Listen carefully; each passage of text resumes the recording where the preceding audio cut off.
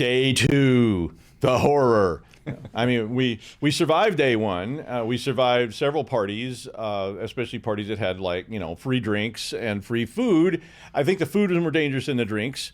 I was able to control the drinks. The food was getting out of hand. I mean, you can only eat so many deep fried Scotch eggs out of a barrel or something like that. But welcome to Black Hat 2025 Day 2. We are here. We're recording live from the Cyber Risk TV studio at beautiful Mandalay Bay in Las Vegas. I'm not telling you which floor. I've said that a bunch of times, but I said it again. I'm your host, Doug White, and joining me for this interview is Ted Shorter, the CTO and co-founder of Keyfactor. Hi, Ted.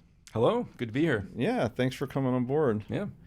I was actually excited to see this interview, and we kind of get to pick who we interview with, unless people are like, under no circumstances will I talk to him ever again. We've had a few of those, but typically, I'm like, and this was a topic about quantum, which I'm very both intrigued by and terrified of, because quantum's cool. It's weird. Yes. So, and when you take cool and weird and terrifying, it starts to go, okay, I'm in. So I did want to talk to you a little bit about that, because I know quantum computing's coming. Mm-hmm. And obviously it's going to be a sea change for people when this happens. So could you maybe give us just a little bit of background about where is that going? Like where, whatever you want to talk about on that. Yeah, I mean, in general, quantum computing is about exploiting the particularly weird properties of quantum mechanics and quantum physics, which admittedly make no sense whatsoever. To the point that Einstein even rejected most of the quantum mathematics because it didn't make any sense to him either. But it turns out it actually is true. It keeps getting verified by experiment after experiment. But basically, quantum computing is about using those properties to perform computations. Mm-hmm.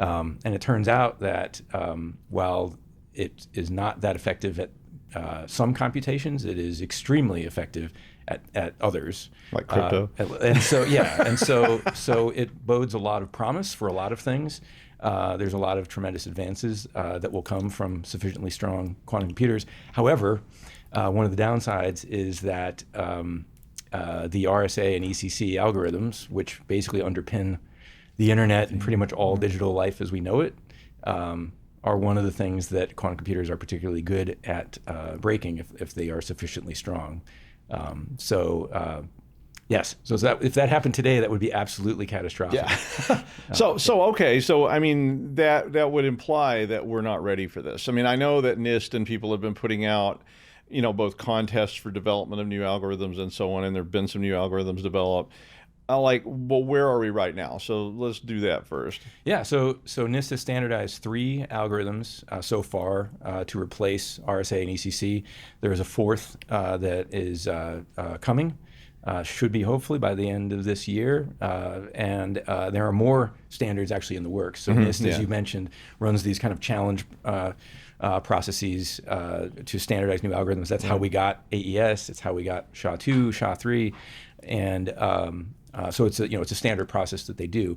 But they've started, they've put set 2030 as kind of the deadline for deprecation for RSA and ECC. Many other government organizations for other governments around the world have started also putting out their guidance for transitioning away from RSA and ECC onto these new algorithms. Canada, the EU, Australia, and several others. And so that's kind of the line in the sand of, hey, we need to get moving off of these by 2030.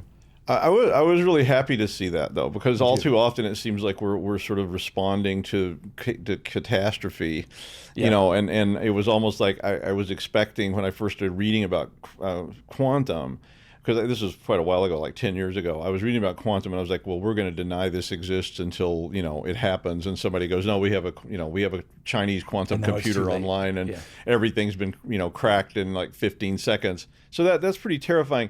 So you guys at Keyfactor went out and you bought InfoSec Global, which is a crypto discovery and asset management company, and CipherInsights, which is a lightweight network sensor company. Is this? Tell me where that goes. I mean, why did you buy those things? Yeah, I mean, for us, it's all about starting that quantum transition journey. If you're going to migrate from these algorithms to the new ones, you can't migrate what you don't know you have. And so both of these technologies are about getting a very deep understanding of what you have, what's being used, and where.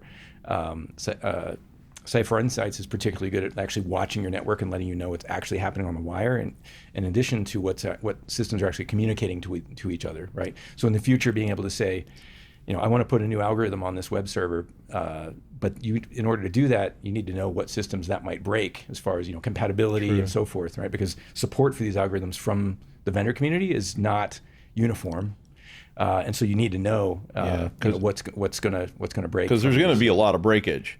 I mean, anytime you change something as fundamental as this underlying, and I don't mean changing it a little bit, but I mean, just when people were trying to change, like SHA algorithms, it caused all kinds of chaos. And I had clients who were saying, we can't, we were recommending things, and they're going, yeah, but we can't do that. Because if we do it, the other end doesn't work. Because to that end, actually, and that's when you said you were happy to see that 2030. I was both happy to see guidance, but also scared, knowing that I think most organizations, like if you haven't started at least planning for a quantum transition now, you're already too late, right? And we saw from SHA-1 to SHA-2 how long that took. For most organizations, between the time that SHA-2 became a standard and the time most organizations were able to get off of SHA-1 was, a decade. Is this? I mean, I think this is probably then just going to start creating little bubbles in like OT and things like that, operational technology kind of stuff, because that's usually the laggard of all laggards. When people come in and say, well, we bought this robotic sawmill in 1981, and it runs Windows and XP, it was designed to last 100 years, and we can't afford to replace the robotic sawmill, and it doesn't use any cryptography at all. And so you just end up having to say, okay, here's what we're going to do. We're going to build a big wall, and we're going to put the robotic sawmill behind the big wall, and that was all fine until people started going, yeah, but we want to plug that into the internet so the controller can actually live in Indianapolis and work on the sawmill in Pennsylvania. Same thing will happen here. Stamping machines, things in hospitals, handheld scanners. But I think that's the other part with the InfoSec Global pieces. They're all about going deep on the endpoints themselves.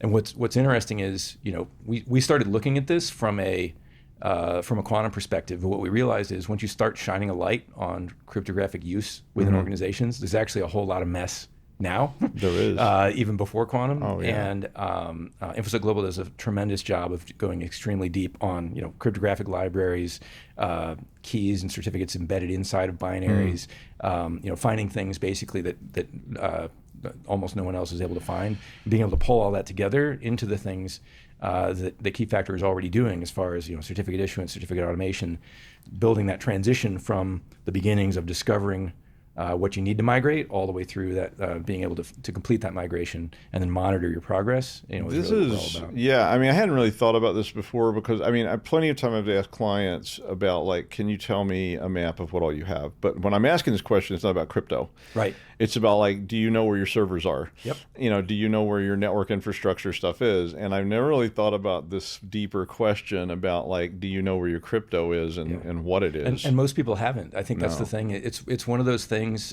I have been in cyber my entire career, and even in things like PKI, things that use cryptography on a daily basis. But that's the one piece. Security is always about the weakest link. I think cryptography is one of those things that we've all sort of taken for granted. And now we can't. It's a pretty hidden layer kind of thing, though, I think, because it is a seamless thing in a lot of cases where I buy a device, I plug it in, it's communicating with some other control board, and especially in OT and stuff like that. And you ask the people that built it, how does this work? And they're like, I don't know. You just plug this wire to that wire, and everything works. And you don't unplug the wire, you're fine.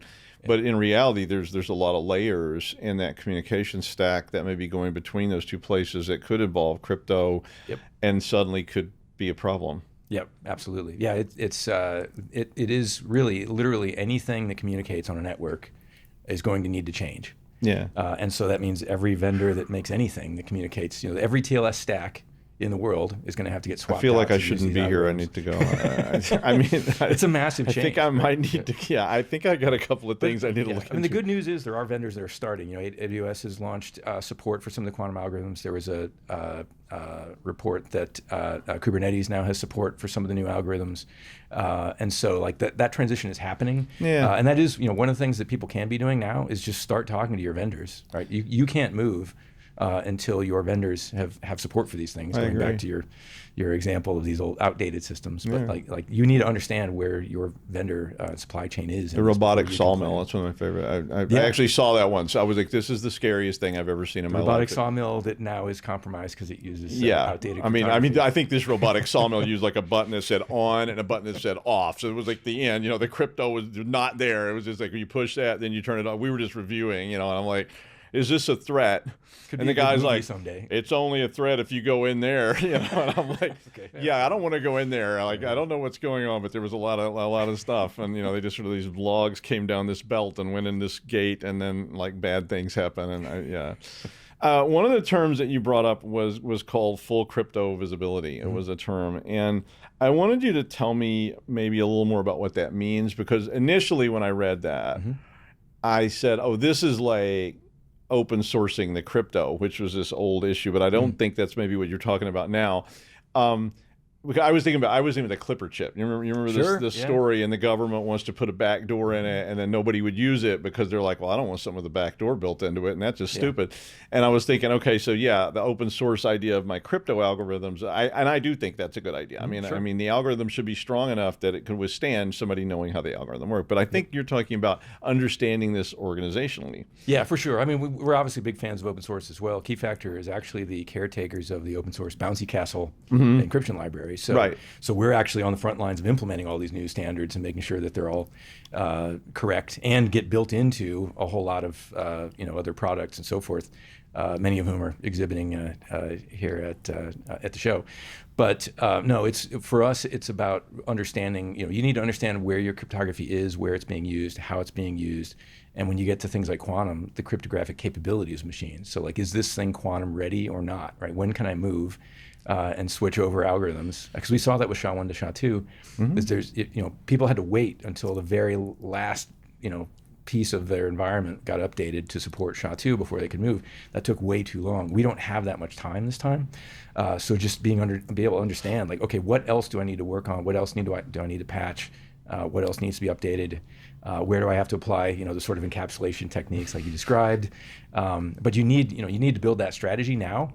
And the only way to start doing that is to get a full picture of what is actually in use where in your environment. So how do we start this process? I mean, is the initial part of the process just going to be like, okay, let's make two piles of legacy stuff that is just doomed, right? Because we know we're not going to fix this. The robotic sawmill, maybe it's going to work. We're going to have to mitigate. We can't. This is never going to change, and we don't have $100 million to replace this.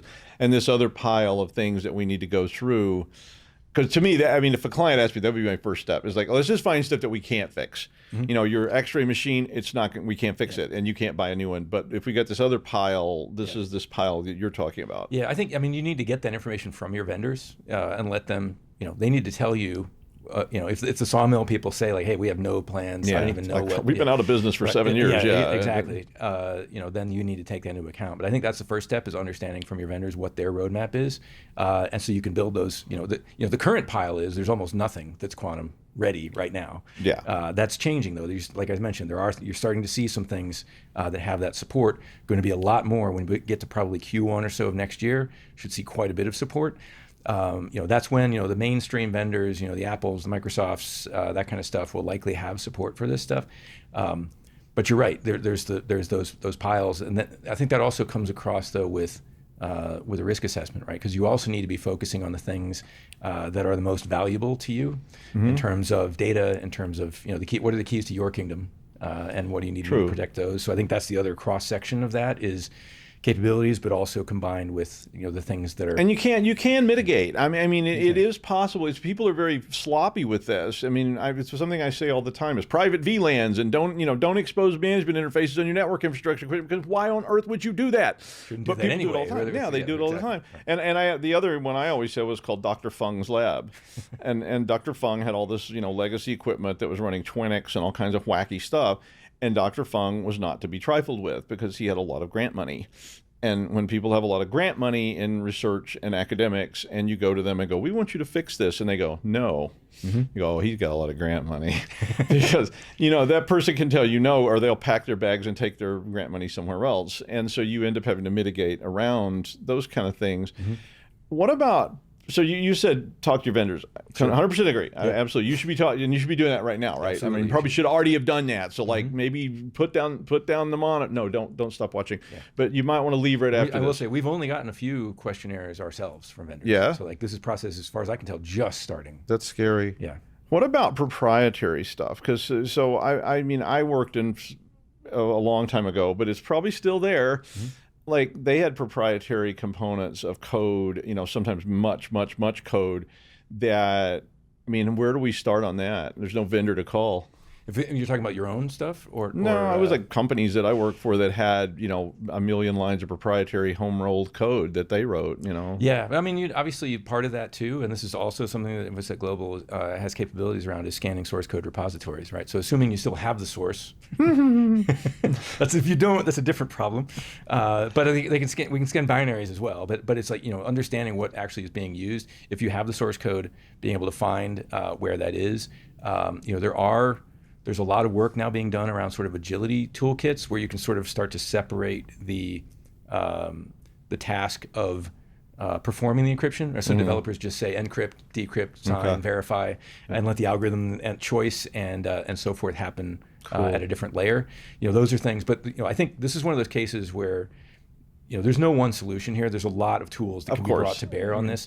And it starts with having this assessment of what you have, planning out what your strategy is going to be. And then for each of those things, whether it's cryptographic keys, you need to be talking with your HSM vendors because they all have different roadmaps as far as quantum support or not, based on which type of hardware you're using. And so just getting all that laid out, reference that again with the things that are most important to you, and then figure out the plan of how you're going to move stuff. So you need a quantum plan. I know I tell you need these plans, although you need a response plan, you need this plan, you need that plan, but guess what? You need a quantum plan too, and you better start on it now, because even though 2030 sounds a long way away, it's literally not. Overnight. In fact, 2030 is less time than since the last time I came to Black Hat. So that's pretty terrifying. So thank you, Ted Shorter, for joining us today. If you want to find out more about Keyfactor, please visit securityweekly.com/KeyfactorBH. For all the other Black Hat 2025 coverage by Cyber Risk Alliance, please visit securityweekly.com/Black Hat. Thanks again to Ted for coming here. You stick around because we'll be back right after the break with a whole bunch more interviews from Black Hat 2025.